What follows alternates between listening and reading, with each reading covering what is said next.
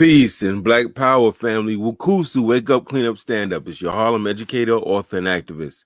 The Black Liberation Coach, Brother IJ Taimba, filming live on location in that wonderful historical and political village of Harlem, New York. We have a very, very powerful broadcast for you today.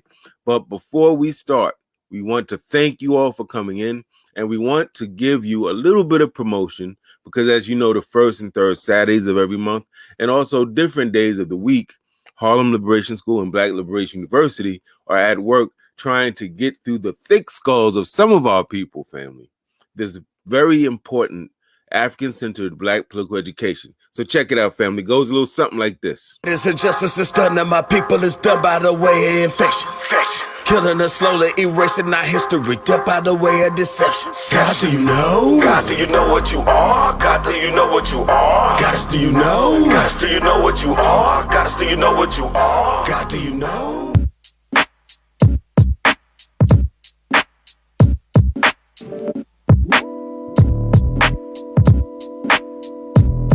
You gonna get this work? You gonna get this work?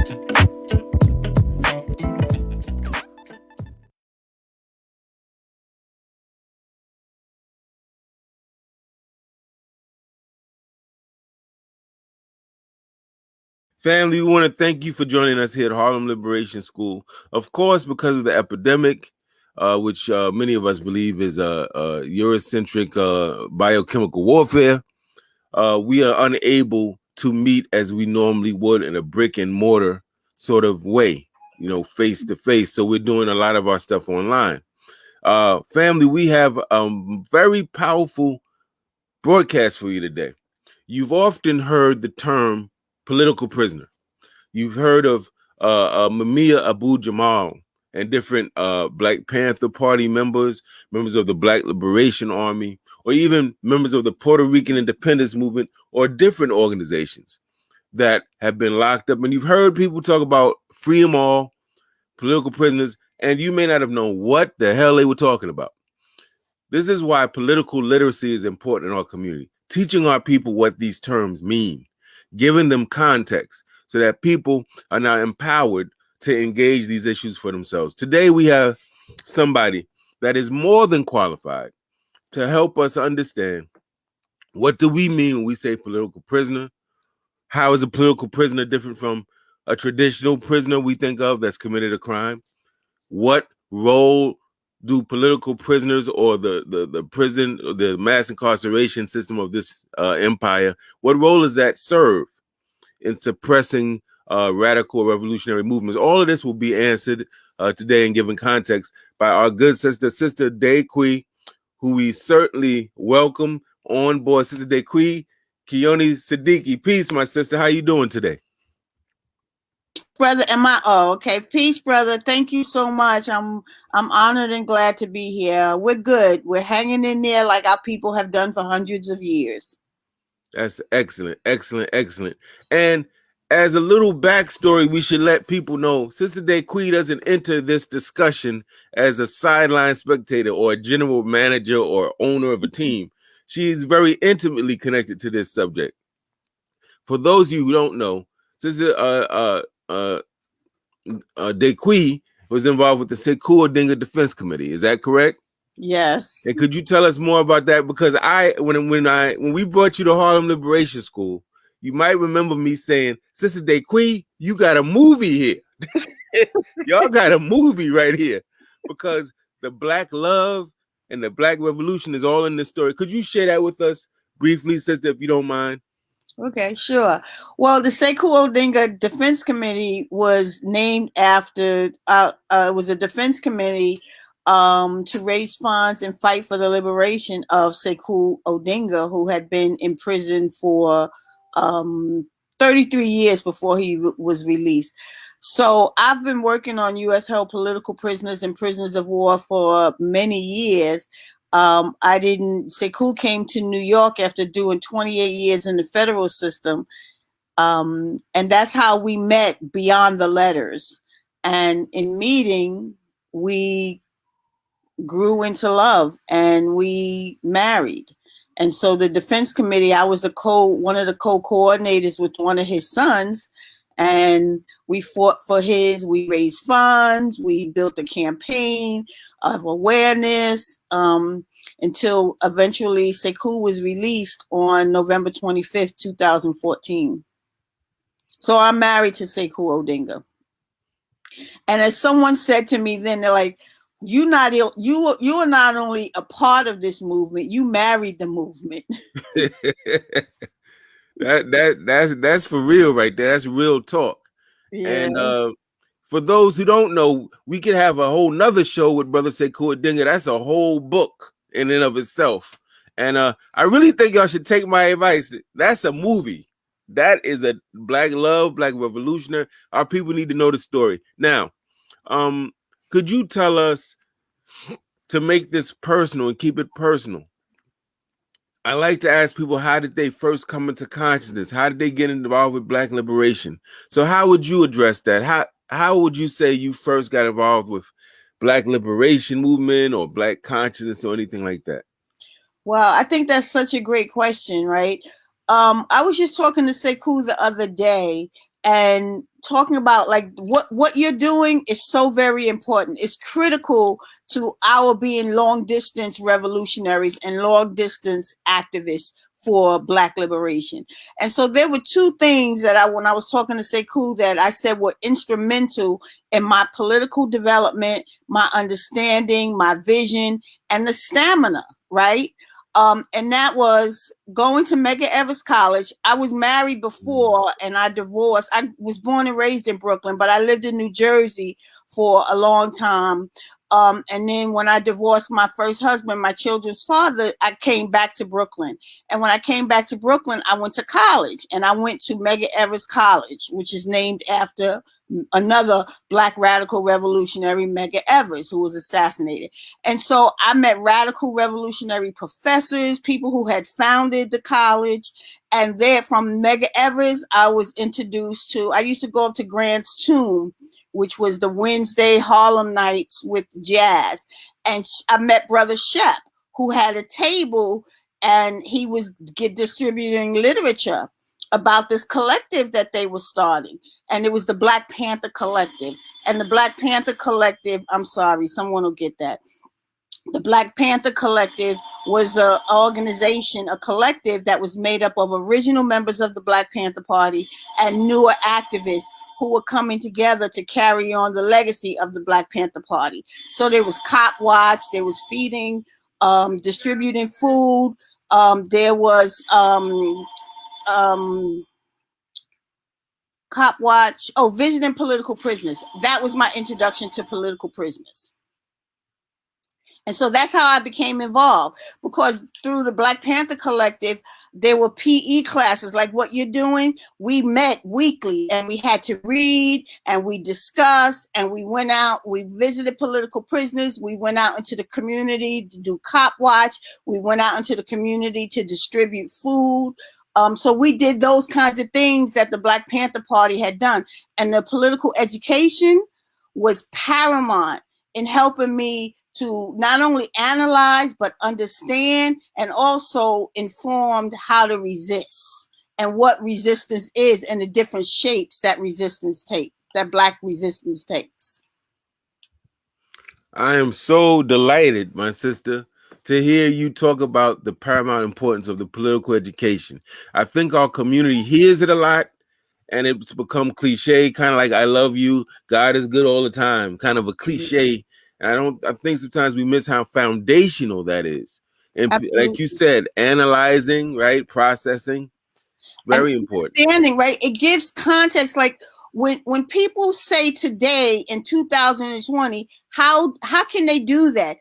Why do the police murder us like that? Why do they like murder black people? Why are black people living in these kind of conditions? If they do not have a historical context, the political education, then that question is surprising, right? Like they treat us in the same way that they've been treating our ancestors since 1492, and then when they started kidnapping Africans in 1619. All they've done is like change some of the ways, but the methodology, the ideology is the same. So we have to help our people to have that level of understanding that we are living through what our ancestors lived through. We're just enduring it in different ways. Well put. Now we're going to get right into it, Sister Dequi. We're going to get right into it. I think this is something a lot of the community wants to know. What is a political prisoner? And how is this type of prisoner different from, say, Pookie or Ray Ray that went to jail? Right. Okay. So political prisoners, first of all, Dr. Clark, John Henrik Clark said, when we were kidnapped, we came here as political prisoners because we didn't come here of our own free will. We were kidnapped as a political system of capitalism, and we were made into a commodity. And then it has, from there until now, right? So political prisoners, the definition being, right, someone who is in prison, a political prisoner is someone who's in prison because of their political actions or their political beliefs, right? So most people know Mumia Abu-Jamal. He's a political prisoner, right? Because he took his journalism skills and he used them for the people to challenge Rizzo in Philadelphia, the police department in Philadelphia, and the system of capitalism, right? Sekou and others were political prisoners of war. And a prisoner of war is someone who takes up military action against a repressive government. So when we talk about the Black Liberation Army, that was to wage armed struggle in defense of the war on Black people. Because make no mistake, there's been a war on Black people since 1619. They just change it. Sometimes it's police. Sometimes it's the piss poor education. Sometimes it's the lack of affordable housing. It's the massive and chronic unemployment. It's the lack of access to health care. All of those ways are the war that is being waged against Black folks. It's just not bullets and drones. But in political prisoner and political prisoner of war, those are two distinct categories in the struggle for Black freedom and Black resistance. Thank you for that, Sister Dequi. And even though I was being silly and joking when I said, what's the difference between a political prisoner and Pookie and Ray Ray? Can we not also make the case that even Pookie and Ray Ray, who may be in jail for selling some weed or whatever they're in jail for, are in a sense being politically imprisoned themselves? Is that, Absolutely. Can we make a case for that?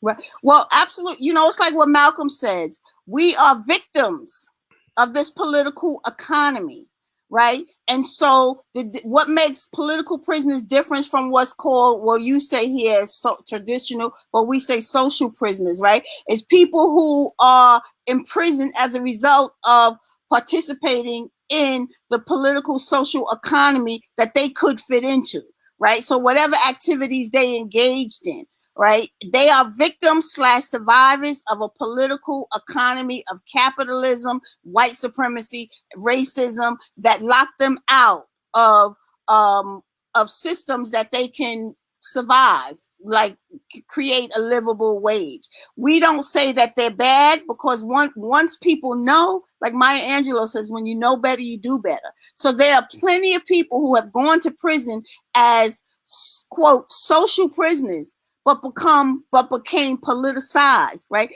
George Jackson is one of those people. He went to prison for being a conviction that involved a theft of a television or something, a stereo or something.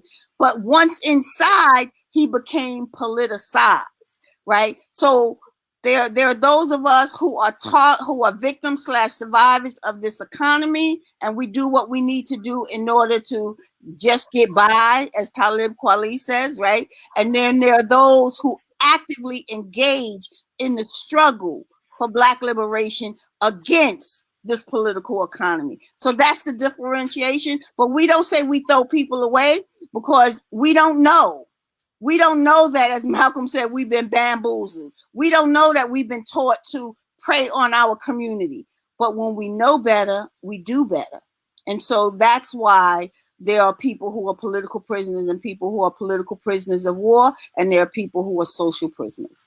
But everybody that goes in as a social prisoner, you know, has the opportunity to become politicized, because that's what happens in a lot of cases. A lot of people, sisters and brothers, went inside one way but came out another. Ashe for that very good distinction. And just to give some background to those watching, I have a comrade, a brother, a beloved brother out in Detroit, Brother Yusef Bunchy Shakur. I don't know if he's watching, but he not only was a member of a gang in Detroit, he founded a gang in Detroit and was banging and doing whatever, and kind of wasn't very close to his dad. He gets locked up. Guess who he runs into? His father, who at this time has become a revolutionary. So his father now is teaching him and introducing him to elders in the prison that are schooling him. Yusef gets out, hits the ground running, and has never looked back, doing wonderful work in Detroit with the Community Movement Builders Organization. So what Sister Dequi, what you're saying is definitely right and exact, and something that I think is important. We know the distinction. And even those people that are selling the nickel bag, the people who were pimps, the people who stole a car, even they are political prisoners in a sense, in a sense that they're being used to take them off the street, make them modern day slaves, pay them, I don't know what they get, 20 cents an hour, 20 cents a day, ridiculous slave labor, right? And to own their bodies and to rid the community of their presence. So that's very important, very important. Now, so can we say, Sister Dequi, that unlike we were taught probably in elementary and middle school, this reinforces this notion that prisons are not really there to rehabilitate people, right, and make them better people, but they're really there to punish, to be punitive, and to oppress. Is that accurate? Well, definitely to repress and oppress, right? You think about it. The 13th Amendment said slavery shall be abolished except in punishment for a crime. Frederick Douglass talked about in his speech, what to the slave does your 4th of July mean? He said he wondered what the new form of slavery was going to be. So they let us know in 1865 what the new form was going to be. They would have to create conditions for people to be, quote, held up, punished for punishment of a crime. So they created the Black Code. So then it was the vagrancy. If you were unemployed, if you looked a white person in the eye, anything was to lock you up, because they wanted people's bodies as labor and in prison. So prisons have always been used to repress and oppress, never about punishment. It's about locking people up. It's about maintaining a slave economy, a slave system. That's why, you know, they call it the prison industrial complex, because it's a complex from prison guards to vending machines to the sheets and towels to the items that people in prison can buy, who they can buy from, to the all the economies that depend upon the construction of prison and keeping prisons filled. So it's never been, there are more people in prison in this country than any country in the world. There are more Black folks in prison today than it was like towards the end of the so-called chattel slavery. So as far as Black folks have been concerned, prisons have never been about rehabilitation. They've been about oppression and repression, and they've been about crushing dissent and also population, right? Because they're keeping people in prison during their reproductive years. So if I'm a young person and I go to prison at 17 years old and I'm sentenced to 25 to life and I get out 40 years later, then they've taken my reproductive years. So it's a lot of different things. It's a lot of different things. And then they never about rehabilitation for people of African descent. Never. It's about repression. It's about oppression. It's about maintaining a slave economy. Because you said about how some people make something. In some prisons, they don't even make money. They're just made to work. They don't make. In the state of Georgia, the people in prison don't make they don't make money. They just work. And all that justified by that 13th Amendment. Absolutely. Yeah. You know, very interesting point you made, Sister Dequi. I don't know if many people think about is how when they arrest you at 16, 17, 18, 19 and have you in jail for 40 years, how it kind of robs you of that reproductive piece, that building a family, the basic unit of a nation. That's very interesting point you raised right there. Right. And it kind of leads us to this question, which you partially answered. And that is, how does this strategy of mass imprisonment weaken revolutionary organizations and movements? Very important question, I think. Absolutely. Well, one, it's about attacking the Black family, right? When they start, first of all, this idea of mass imprisonment started with the radicals and revolutionaries of the 1960s and 70s with COINTELPRO's war on Black liberation. So it's like they snatched up the people that were involved, because the people who joined the Black Panther Party and most revolutionary struggles, they had been involved in, quote, criminal or extra legal activity. And I hesitate to use the word criminal, because the real criminals are the ones that's in the House of Representatives and the Senate and the president, right? Those are the real, and the police, right? But they accuse us of being criminals, right? But however, those were the people from Bunchy Carter to Sekou Odinga to Deruba Ben Wahad to Chacha Jimenez. All of those people, the Young Lords Party and the Black Panther Party, they were in street organizations. And once they started to become politicized, then they turned that into serving the people. So those people had to be removed. So whether it was prisons, whether it was drugs, whether it was assassination, they had to be removed. And then they started with in the 80s, it was the so-called war on drugs. So then they took not just the radicals and revolutionaries, but they took the men out of the community. They took the fathers out of the family, out of the household. Then they came after the women, and then of course our children. So when you take the people out, when you remove the people, it's like if you have a table that has 4 legs and you take one leg off, the table's not going to stand. And so they do that to weaken the families. They do that to weaken communities. They do that to weaken the nation, the Black nation, and they do that to weaken our movement. It's why there is a such thing as the Panther 21, where they came after, in 1969, they came after the leadership of the New York City leadership of the Black Panther Party, because they wanted to weaken the Black Panther Party in New York City. And so they used prisons as a strategy to keep people inside the wall instead of outside organizing. It's like what you said about Brother Bunchy Carter, Yusef. Right? Once he came out, he hit the ground running and working and serving the people. They don't want that kind of activity.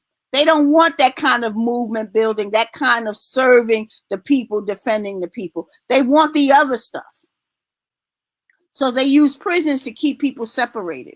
And then they teach us that people in prison are bad. People in prison don't deserve human rights. People in prison shouldn't get an education. People in prison shouldn't get exercise equipment.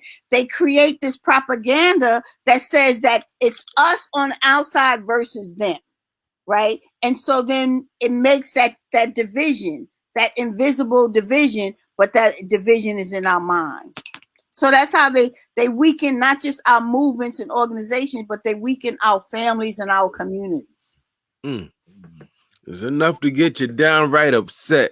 It's reminiscent of James Baldwin saying that to be, back then they call it a Negro in America, is to live in a constant state of rage. And that's real, but it's about how we channel that rage, family, because that rage can lead to mental illness and death prematurely. So we got to channel that rage in constructive, productive ways.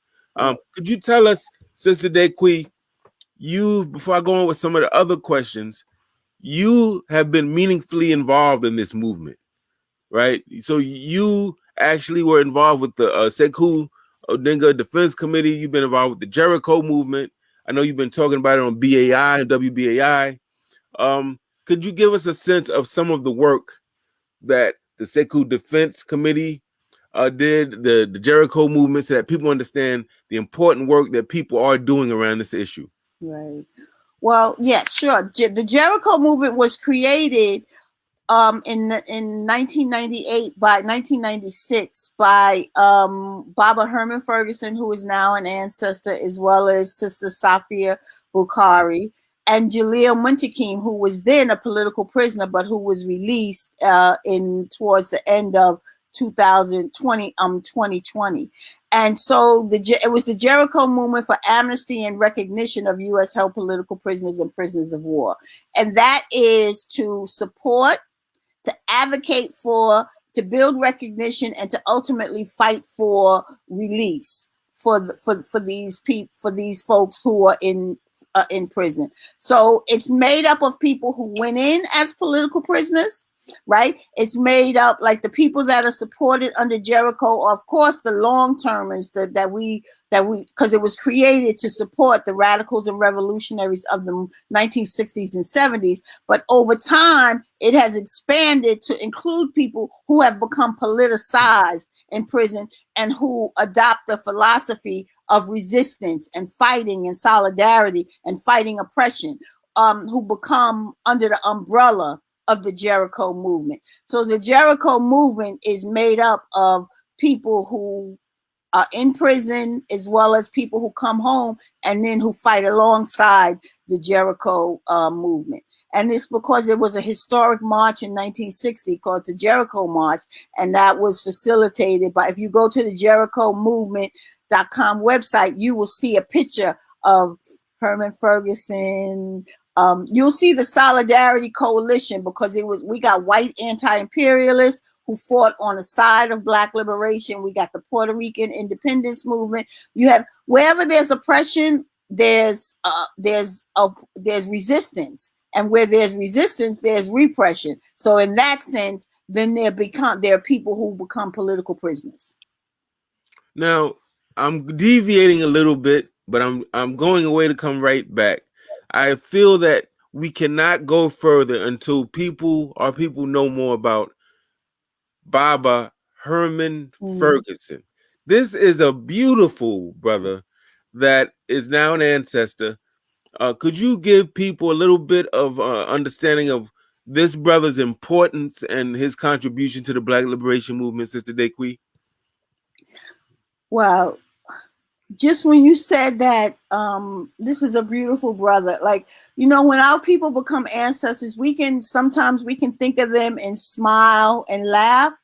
And then sometimes we think of them and it brings tears to our eyes.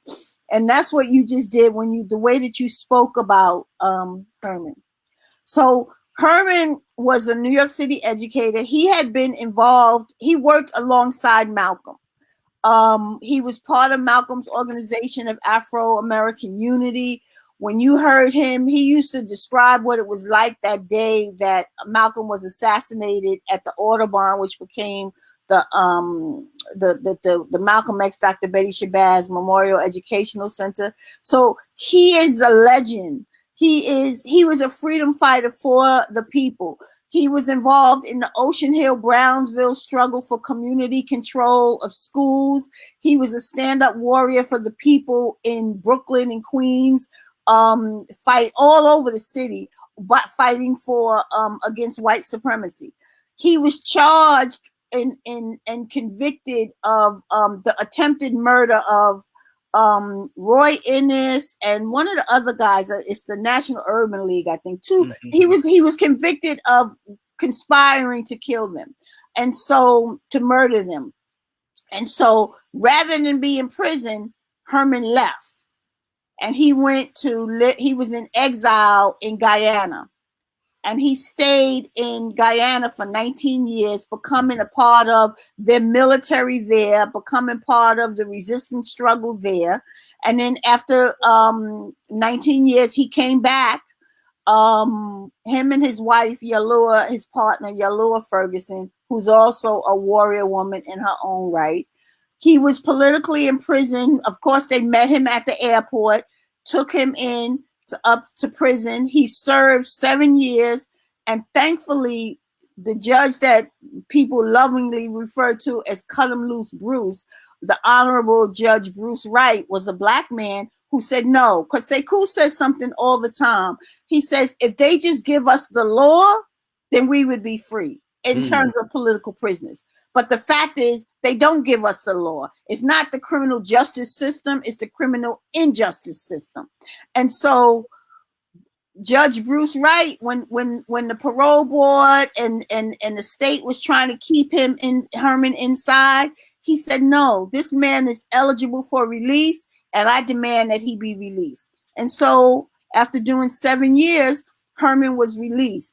And when he was released, he still went right back to work. He created the Malcolm X Commemoration Committee, which was created in response to the commodification and the distortions of Malcolm's legacy and Malcolm's history. So Herman Ferguson, along with Yuri Kuchiyama, Gene Reynolds, Walter Bowe, and a number of other people who had worked with Malcolm when he was alive, they created the Malcolm X Commemoration Committee in order to carry on Malcolm's legacy and some of his work, and to really teach the true history of Malcolm. And so that's why we have political prisoners, because those members of the Black Panther Party were also carrying out the legacy of what Malcolm talked about, right? The self-defense, when it was created, the Black Panther Party for self-defense, it wasn't just about bearing arms. It was about the 10-point platform and program that defended the people against children, against hunger, that defended people against not having access to health care, that defended people against all the levels of oppression that exists under capitalism. But people tend to focus on the armed self-defense. And one, they don't realize that our people have been arming and defending themselves since the plantation days. Harriet Tubman carried a gun, because she said, give me liberty or give me death. It's going to be one or the other, right? And she was armed. And people on the plantation used machetes. They killed slave owners. They resisted in all kinds of ways. So armed self-defense is not a tactic that was created by the Black Panther Party. It is a tactic that was used from the first days of our kidnapping. Very important reminder there, family. And Sister Dequi, and I just want to give a shout out salute to Barbara Herman Ferguson.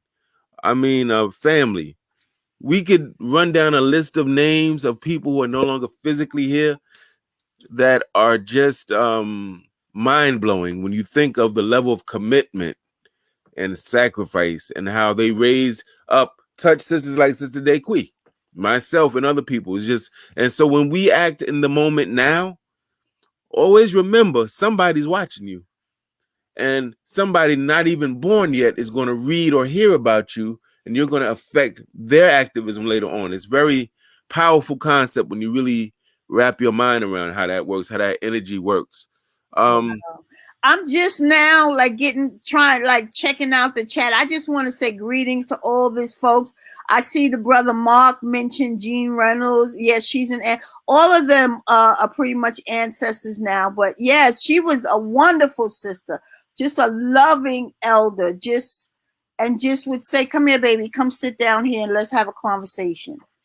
So I feel truly, truly blessed to have been able to sit at the knee, sit next to people such as Gene Reynolds and Yuri Kuchiyama and Herman Ferguson, and all the people that I have met and come to know who are still here now, but those who have gone on to the other side, because it is because of them that I am and have become and am still becoming who I'm becoming, because we pass it on. So it's not like, we didn't just arrive here on our own. We are here because other people paved ways for us, even when we don't speak their names, but they did it. So thank you, Brother Mark, for raising up Mama Jean's name. Yes, and let's take a quick minute, family. What we want to do, because, Harlem Liberation School, Black Liberation University, Sister Dequi, and her various affiliations, we are not just social commentators. We're not entertainers. We're not here to, oh, did you hear Brother IJ? Oh, Sister Dequi broke it down. We're like the fuses of the dynamite stick. We're the fuses. We're little. You're the dynamite sticks. We're trying to connect, family, so we can have a revolutionary explosion. What we want to do is post up websites. We hope all of the family members watching will go visit. You can even open another window, still watch us, and just scroll through these websites so you can become more familiar with this subject of political prisoners, prisoners of war, and how we can get involved to help our brothers and sisters that are in captivity behind enemy lines. All right, I'm going to post some of those. Sister Valerie Haynes, I have to say, this Sister Valerie is most vociferous. She's letting it be known. Let's get out here and support our political prisoners. She's put up some websites. We're going to start with that. These are websites that you, Sister Dequi, share with me as well. I'm going to leave that up for a minute.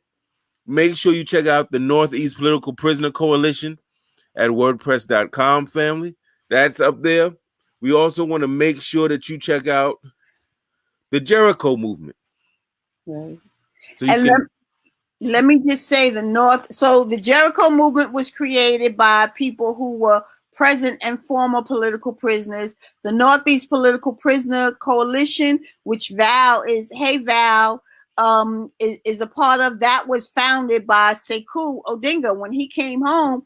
You know, because as much as we celebrate the release of our political prisoners, they never forget the people that they left behind. And so it's like, you celebrate in your release to minimum security because we're all prisoners, right?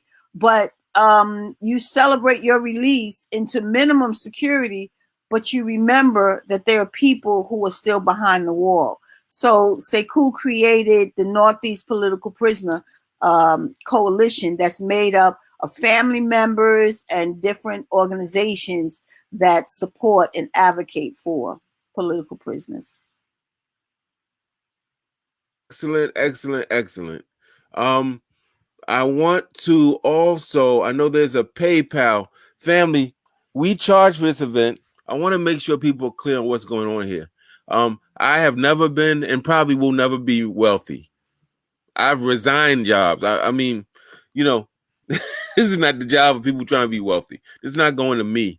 But what we want to try to do is when we have guests from now forward, we want to raise money and give that. They can give it to the charity or organization or movement of their choice. And Sister Dequi respectfully ask that any donations you want to give, that you send them to paypal.me/NEPP support. Very important. And that is the Northeast Political Prisoner Coalition. Is that right, Sister Dequi? Yes. Okay. Sister Valerie, I believe, is the head of that. Peace to you, Sister Valerie. We are trying to get some funds your way to support the work that you and your comrades are doing. And thank you for the work that you all do. Thank you so much. I'm very interested. I want to do something a little different, Sister Dequi, to keep it engaging and keep it community oriented. I'm going to show you some pictures, and I was hoping that maybe you can give us context to what it is we're seeing. Okay? Sure. All right.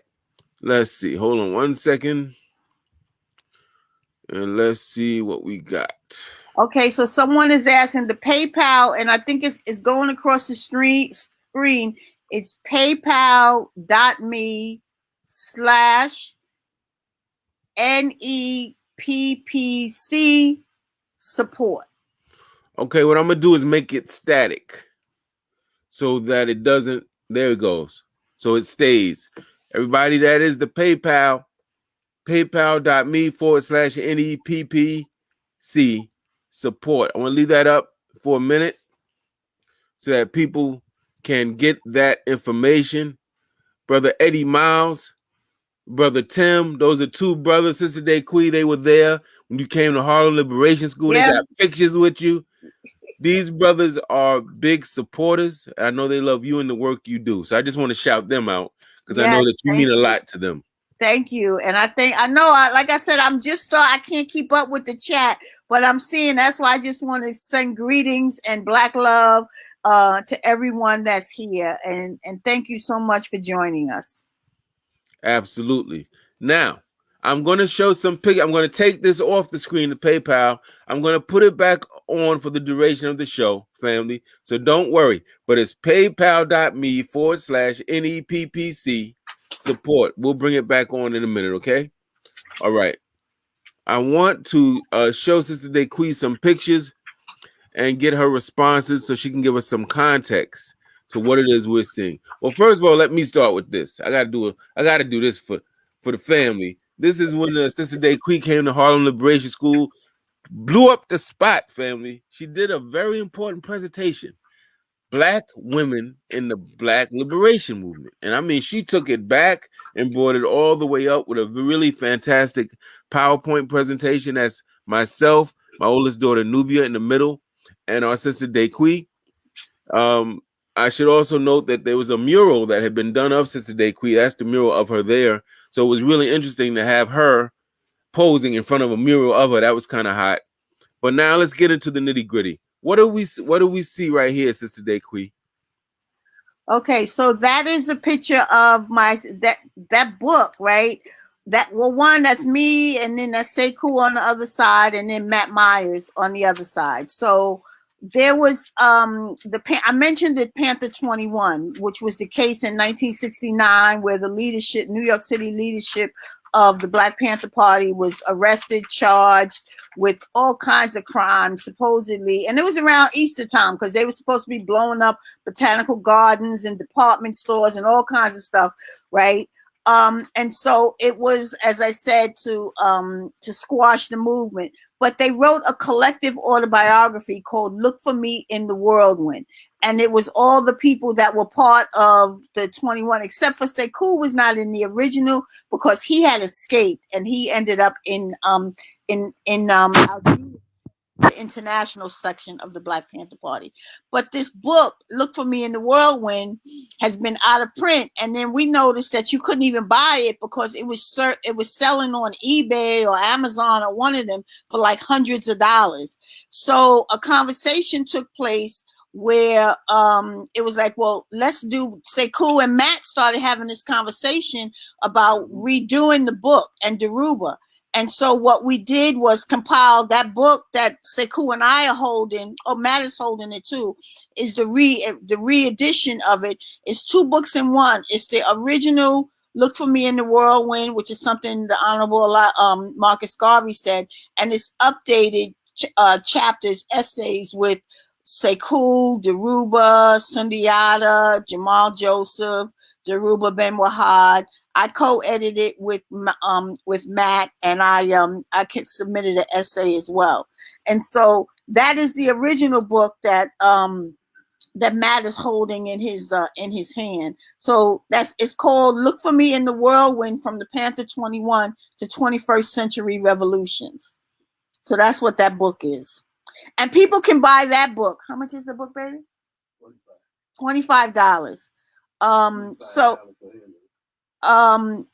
What'd you say? So $30 because he needs to ship it to you. So if you're interested, you can offer the $30 to the PayPal me, and then just put the book, but put your address so he can send it. So say that it's an order for the book, and he'll get the information and be able to send you the book. Mm-mm.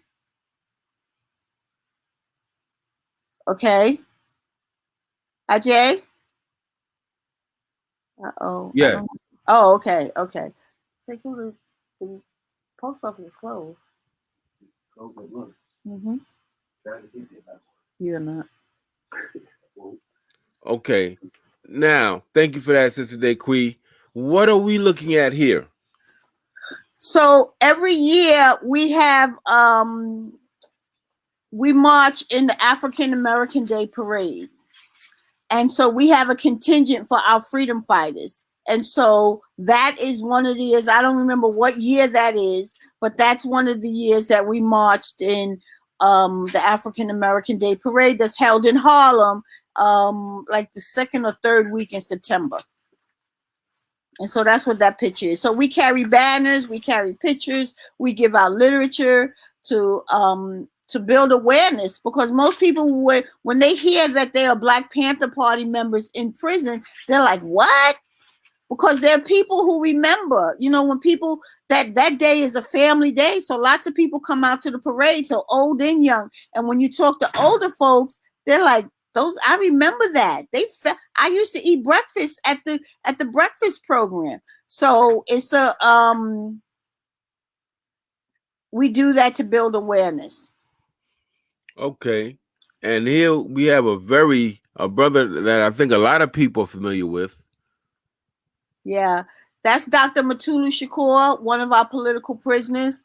And I have to say that all of our political prisoners are elder and are sick, right? So on top of battling COVID, because some of them have gotten COVID, they have just the issues of getting older, right? And so, but Mutulu is an acupuncturist who cured drug addiction, right? The Bronx Lincoln Hospital, he used acupuncture in order to get people off heroin. And of course, that cut into their methadone, because, you know, when people are stopping kicking heroin, they just substitute methadone, which is another capitalist exploitation.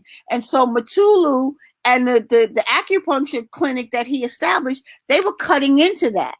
And so he's been in prison since late 1980s. But he used acupuncture to heal, because that's what our people do. They use acupuncture to heal. So that's Mutulu Shakur. I hear that his health is deteriorating. Is that, do you have any word on that? All of their health is deteriorating because they're elderly. They're battling cancer. Mutulu had COVID. He healed from that, but he has cancer.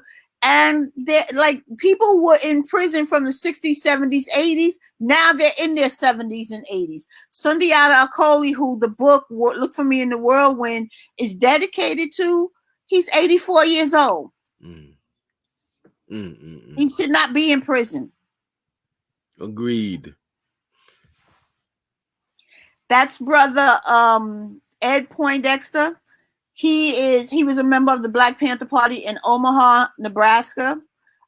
He and his co-defendant comrade Mondo Luwanga, Mondo passed away, I don't know, maybe 5 years ago. And so Ed is still in prison. He's had heart bypass. He's had all kinds of health issues. But he's out of Omaha. And these are people that you will see on the Jericho Movement website. You can read stuff because there are links to, some of them have their own pages. Some people have their own defense committees. But when you visit the Jericho Movement website, you can get linked to articles and their websites and different things that's been done on their behalf in fighting for them. Now, I know a lot of people are familiar with him as H. Rap Brown, formerly of the Student Nonviolent Coordinating Committee, but we know he became Muslim, he changed his name, and the government seemed to always be after this brother right here, always. Could you tell us about him? Yeah, that's, as you said, like when people say rap, because if you ever listen to YouTube Imam Jamil when he was H. Rap Brown, they said rap on, brother, because the way that he just made it plain, And so in Atlanta, a chef was killed, and they said that they, first of all, some context. Imam Jamil is a prolific, well-respected, internationally known imam that was uniting and working with Muslims around the world. With this Islamophobia and xenophobia that we have going on, we know that makes him a target. His history as a radical revolutionary made him a target back then and continued. He cleaned up the Atlanta neighborhood that he lived in. He cleaned that area up of the drug infestation that was happening. right? So he made it safe for children to go outside and play, for elders to go outside to the store. He made it safe for people. So when this sheriff was killed, they said that they shot the person that shot the sheriff, right? Imam Jamil left Atlanta, but when he was captured, they made him take off his clothes. He had no bullet wounds. But what the FBI said was, we finally got him. So he was convicted despite no evidence, no gunpowder, no fingerprints, no anything. He was convicted, and he's in the dungeon of the dungeons. Well, now he's in a medical facility, but he's lost his eyesight, so he's not able to see with his eyes. So thankfully, because of who he is, and people in prison create community and family, so people are looking after him and assisting him. Because while they try to blast people in prison, and we know just like whatever's going on the outside is going on the inside. So you have certain elements on the outside and you have certain elements on the inside, but our people still create community. And so there are people who are watching out for him, just like there are people who watch out for 84-year-old Sundiata Acoli. Wow. It's just so much to this issue. So many names we have to put to faces.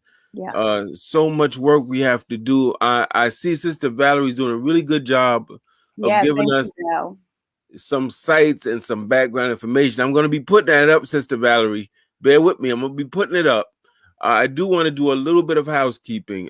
There's a brother that's family to myself and my queen, Brother Tim Miles. This is what he says, Sister Dequi. Hopefully we can help him. He says he wants the book, Look for Me in the Whirlwind, but he also wants to give extra funds to support. How does he do that? That's what he's asking.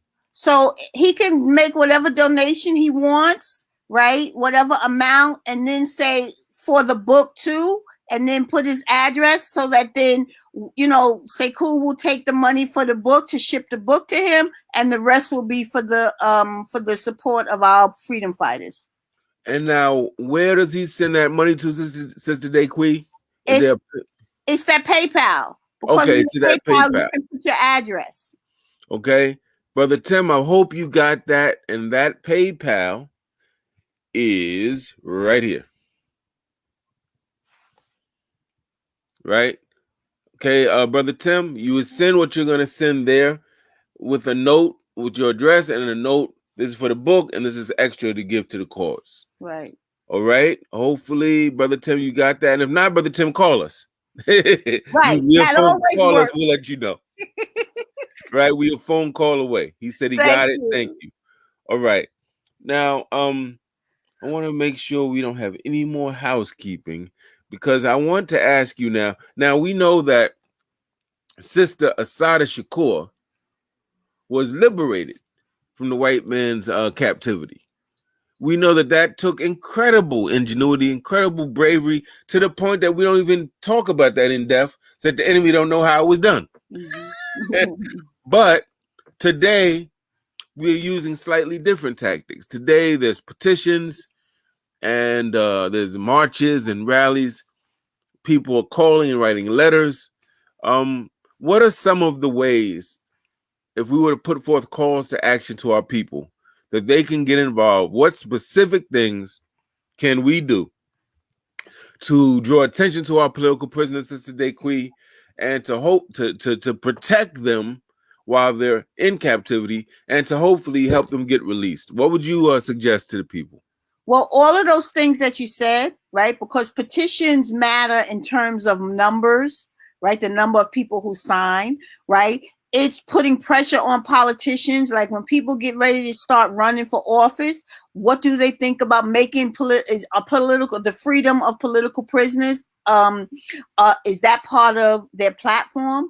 This is National Poetry Month. People write poems. Is anything we do to lift up the names, right, of political prisoners? So putting stuff on your Instagram, your Facebook, like lifting up their names, talking about them in the everyday work, but most importantly, like raising money too, because a lot of times, like Sekou came home because we went into the courts. but it takes money to go into the courts. So raising money for political prisoners is important because it helps to support them in their day-to-day, because they got to still buy everything, right? They still eat, they still got to, buy clothes, shoes, all that kind of stuff. So it's the support, the financial support is for the day-to-day, but it's also for the legal. And everyone usually has different legal strategies going on to go into the court, but also just making it known, challenging the myth that political prisoners do not exist in the United States, and holding, especially people who call themselves radicals and revolutionaries and activists, holding them like, what are you doing on behalf of political prisoners, right? Assata Shakur, there are people who say her chant all the time, but they know nothing about her comrades. First of all, she didn't stand by herself. She's part of a movement, right? And there are people who are still in prison today simply because she's not in prison. Sundiata Acoli was on the turnpike with her on that May 2nd, right? Kamal Siddiqui, he is the father of her child. The FBI came after her came to him in early 2000 to say, this is when the bounty on her head was $1 million. They said, we want you to lure her someplace so we can capture her, and we'll give you the $1 million. And they said, if you don't, we're going to make sure you spend the rest of your life in prison. Kamal Siddiqui said, I'm not doing that. First of all, I'm not doing that for political reasons. Two, she's the mother of my child. They said, well, you're going to spend the rest of your life in prison. They arrested and charged him for an act that happened 30 years prior that they had to dismiss because it was discovered that it wasn't any evidence against him. But they charged him with it 30 years later. The same judge and courtroom that convicted Imam Jamil Al-Amin for a crime that he didn't commit is the same judge that sentenced Kamal Siddiqui. So Kamal is now serving 2 life sentences plus 10 years with all kinds of health issues, sleeping in a dorm on the top bunk that we had to fight for him to get the bottom bunk, because when the young brothers would want to give him the bottom bunk, this is when we talk about punishment, right? They wanted to give him their bottom bunk.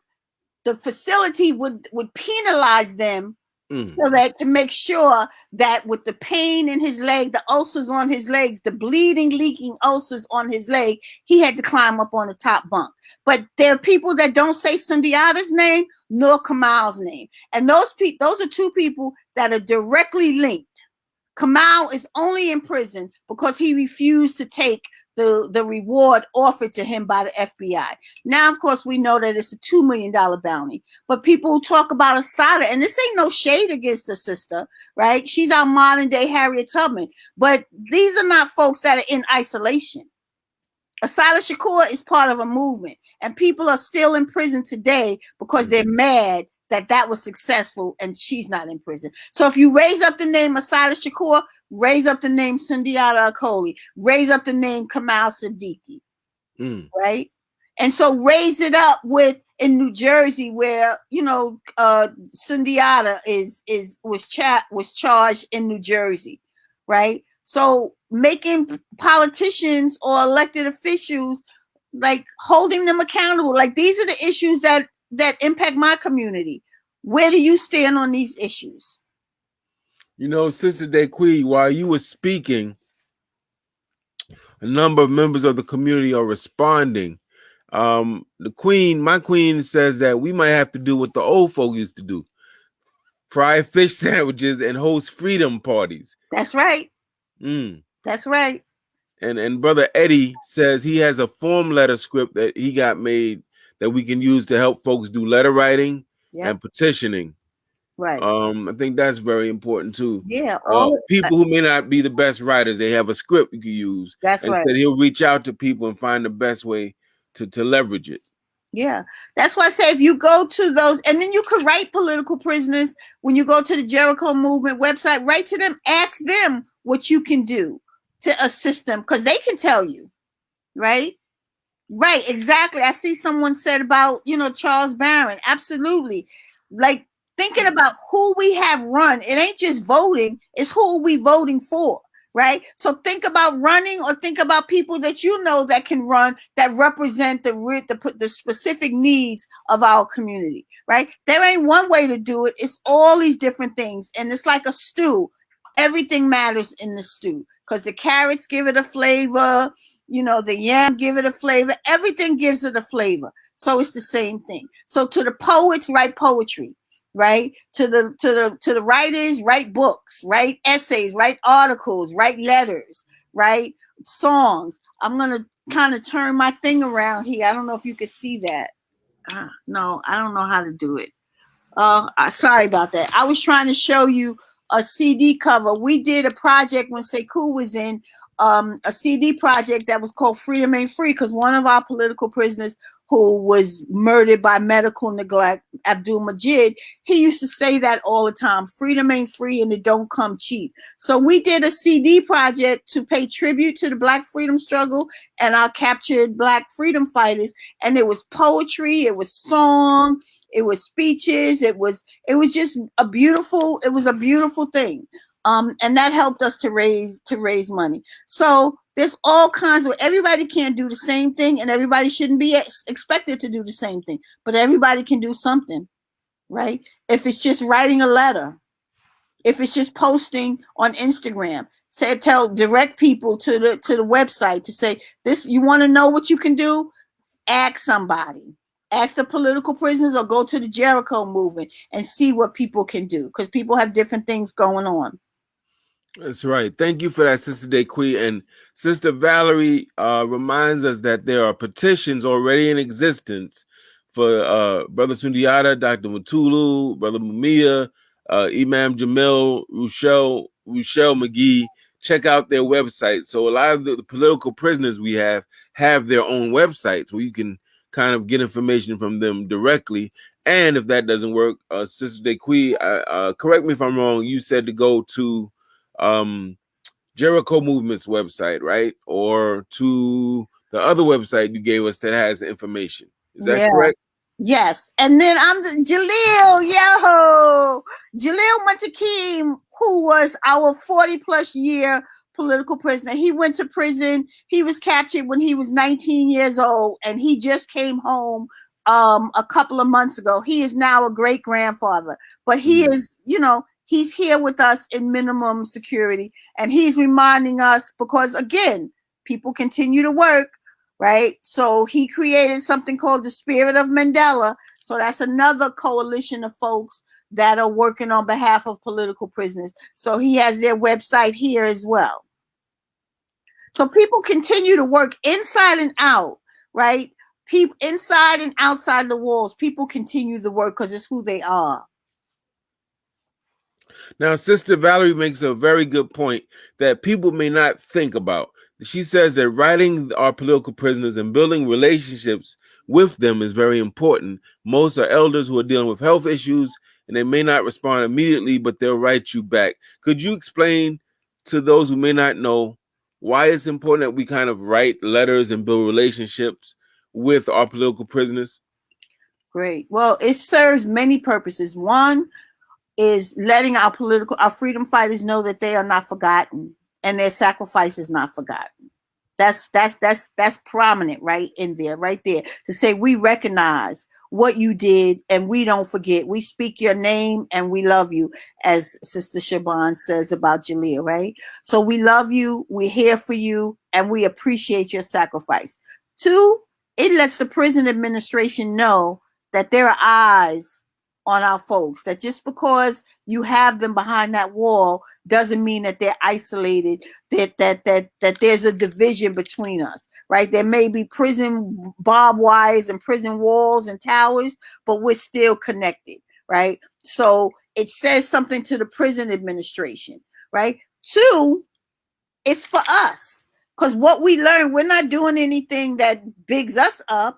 We're learning and we're carrying on the struggle and we're recognizing that they made sacrifices. So it's important for us to pay homage to that sacrifice and to learn what we can so that we can carry it on, right? So it's not just us doing something for the political prisoner, it's doing something for ourselves, right?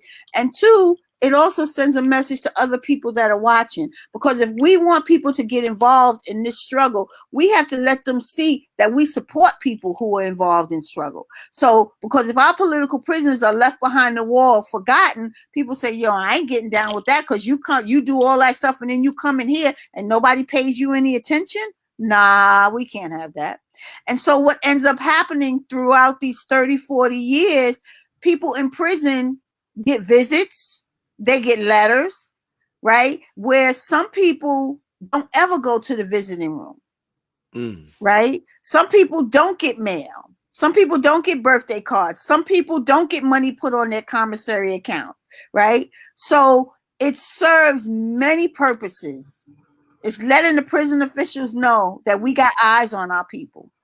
And it's letting other people who are watching know that we still support our people and we don't forget. It lets our political prisoners know that we don't forget their sacrifice. And for ourselves, it's enriching ourselves and deepening our own understanding of what this Black freedom struggle has been for the last 600, 400 years, right? Because that's all they did was carrying it on in their lifetime. I shade for that. My queen says, Sister Valerie, do you have a list of names and addresses of our brothers and sisters who are political prisoners so we can write them, that you can post to the village? Now, Sister Joyce put this up. I don't know if that responds to you, Sister Brenda, but this is a link she put up. I'm assuming it has something to do with reaching our political prisoners. And I want to say that Valerie has been putting a number of things up. I'm trying to keep up. She has a lot of things talking about different political prisoners, little facts that she's putting up, websites to go check them out. I'm going to be putting those up as we talk, so those you can kind of respond to people individually if you'd like to as well. Sister Dequi, is there anything that we have not addressed in this broadcast thus far that you think needs to be addressed as it relates to political prisoners, white supremacy, or anything? I don't know. I'm sure when I get off, I'll probably think of something, right? But I do want to say that, you know, all those things, there's different ways to support political prisoners. But like I said, the most important is reaching out to them and also putting money, because sometimes people don't have money for stamps. They don't get stamps for free. They got to buy them. So go to the Jericho Movement website, the jerichomovement.com website, because it'll tell you, because there's different ways to send money. Like every state, federal has its own way. New York, Pennsylvania, they have different ways. But just keep in mind that sometimes a political prisoner may not write you one because of what Val raised, their health issues. Like I said, Imam Jamil, he cannot see. Right? But sometimes people don't have money on their books to get stamps. So there are different things. But just make political prisoners a part of your, like you brush your teeth every day. What am I gonna do for Kamal today? What am I gonna do? There's a sister, the Sister Yasmin, for I don't know, the last 20 years. She has been saying the names. When she gets up in the morning and makes her prayers, she says the names of every one of our political prisoners, right? So if you good at social media, create something, a TikTok, whatever, right? You call your elected officials, right? Get involved in all of these organizations. Can always use people, right? There's no one magic thing. I keep saying that, right? Like we don't all have to do the same thing, but we can make this stew of freedom like a collective of all of us. But just like figure out how you can best carry it on, because that's all any of us can do. Because this is a freedom struggle that started before we came here to the side and will continue when we are no longer here. But what can you do in the time that you have? Because they are deserving of that. We deserve it. They deserve it. Our ancestors deserve it. I'm not so interested. And I think that it's good to speak the names of our ancestors. But it's also essential to speak the names of our living freedom fighters who were captured behind that wall, whose children, like I said, Jaleel was 19. He came home. He's a great grandfather. That means how many birthdays, how many graduations, how many accomplishments, how many showers, baby showers, how much was he excluded from? And that's just Jaleel. How many funerals, life services? Just think about everything we do on a daily basis that is stolen from our political prisoners and their families for decades. Chip Fitzgerald just died. He was in prison since 1969. He slipped and fell on his way to the shower. He shouldn't even be in prison. He's in his 80s. He was in a coma. We thought that, that it was looking okay, but then he passed. So, in as much as there are small victories when people do come home, there's a lot more losses. And we are tired of our people dying behind the wall. True indeed. And, I see that Baba Jalil is actually a part of the thread. He's actually watching the show. He says that he loved that you've done an excellent presentation, Sister Dequi.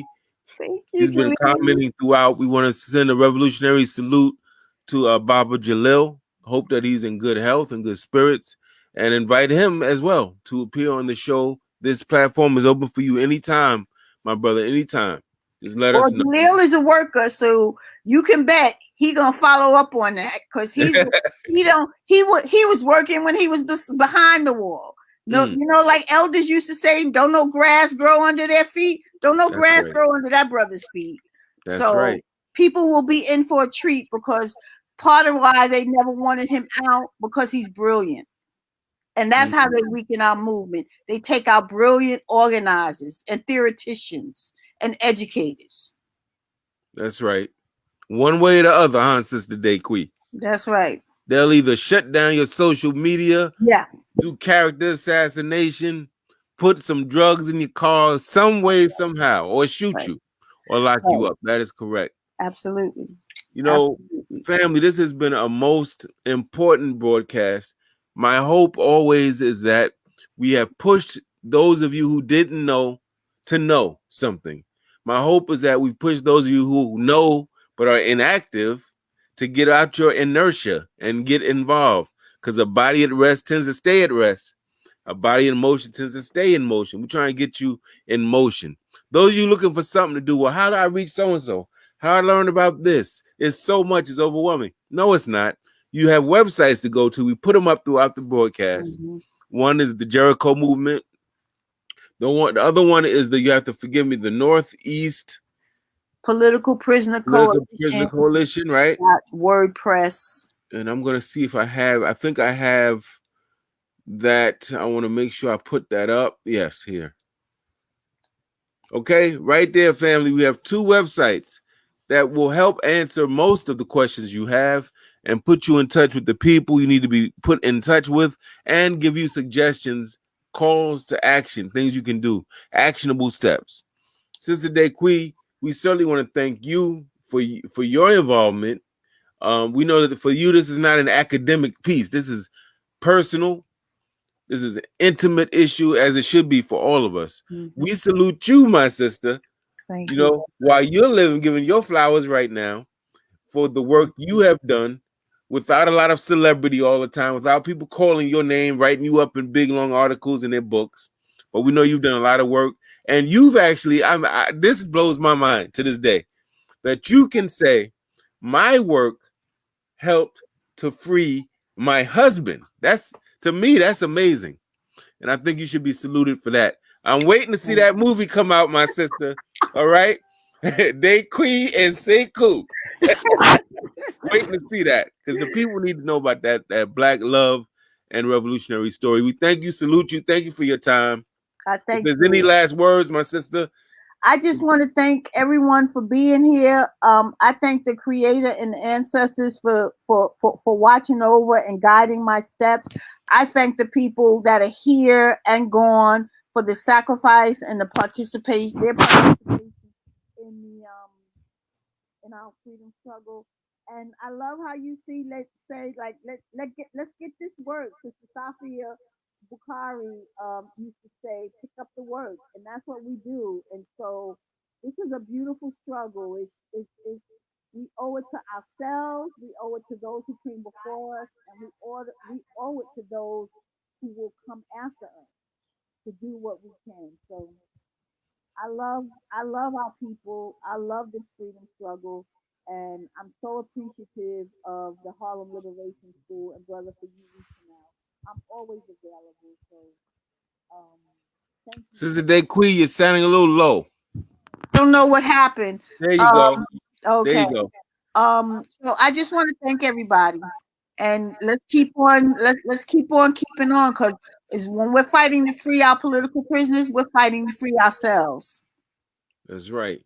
That's right. Listen, we want to certainly thank Sister Dequi.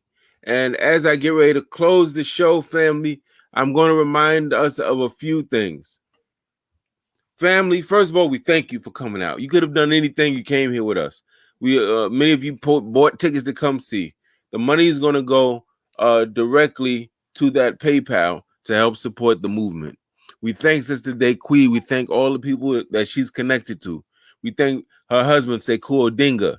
We thank the Black Panther Party, the Black Liberation Army. We thank all of the revolutionaries, the activists, the educators, their families who've been supporting those who are political prisoners on the outside, coming to visit, giving donations, bringing meals, putting money in commissary.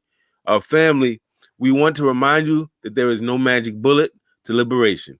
Family, if you study the Irish Republican Army, you study World War II, World War I, these nations had people serving in all types of roles. The rich people who were against the enemy gave money to the revolutionary forces, and that's all they did.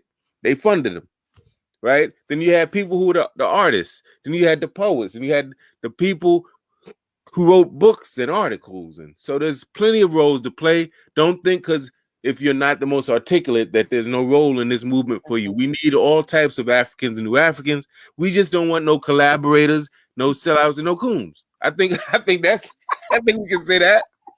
We just don't want you if you're a coon, a sellout, or a collaborator. But if you're sincere and authentic, bring something to the table, we will welcome you. And that's the spirit of Black solidarity I think our revolutionaries were talking about. Not that you accept every Black person, because some of them we should not accept, but you accept those that are coming in the right spirit with the right energy. And with that said, family, I got 3 words. In every broadcast with these 3 words, the white corporate control media wants you to think you are nothing, have nothing, and can be nothing, that you're going to lose, that there's no way you're going to win. I got 3 revolutionary words. We will win. Peace, Black Power, Wukusu, free the land, family. We got this. We got this. We can't call win, but we inevitably will win this battle. And we thank our sister Dequi once again. Peace, family. Have a beautiful day. Make sure you get that book. Look for me in the whirlwind. Make sure you support. Go to these websites we posted. If you got to replay the video, replay the video. Show it at your place of business. Show it at your spiritual center, your community center, to your family. All right, family. Thank you. Have a blessed day. Don't forget, tomorrow, 4 p.m., right here at Black Liberation University on Facebook and on my personal profile page, we are going to be highlighting my one true love, family, the queen that in my ignorance and naivete I lost and was blessed to be able to find again and reclaim as my partner. She's going to be on tomorrow talking about her brand new nonprofit, Sweet Transitions, and how she's going to be helping very vulnerable populations in our community. So it's a very important show, 4 p.m. Hope to see you there. Peace, Black Power, Kusu, free the land, family. We got land, free the land. Thank you. Peace.